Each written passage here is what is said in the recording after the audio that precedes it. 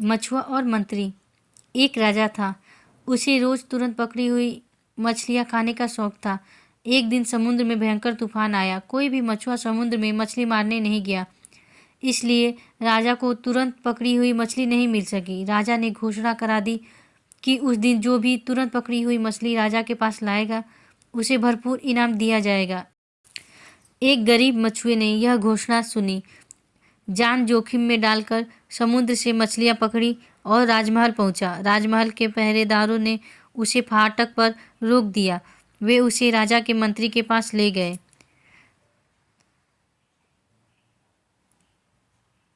मंत्री ने मछुए से कहा, मैं तुम्हें राजा के पास जरूर जाने दूंगा, पर तुम्हें राजा से जो इनाम मिलेगा उसमें आधा हिस्सा होगा। मछुए को मंत्री का यह प्रस्ताव पसंद नहीं आया, फिर भी उसने मन मारकर उसे स्वीकार किया। इसके बाद पहरेदार उसे लेकर राजा के पास गए। मछुए ने राजा को मछलियाँ दी। राजा मछुए पर बहुत प्रसन्न हुआ। बताओ क्या इनाम चाहिए? तुम जो मांगोगे वह मैं तुम्हें अवश्य दूंगा।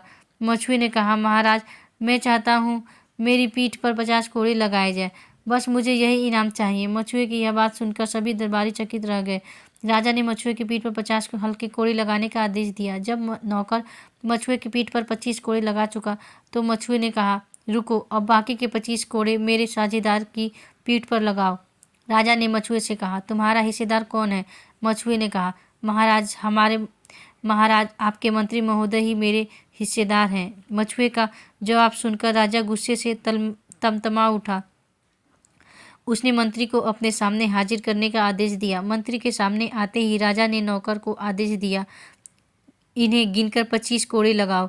ध्यान रखो, इनकी पीठ पर कोड़े जोर जोर से लगाने चाहिए। इसके बाद राजा ने बेईमान मंत्री को जेल में डाल दिया। फिर राजा ने मछुए को मुँह मांगा इनाम दिया।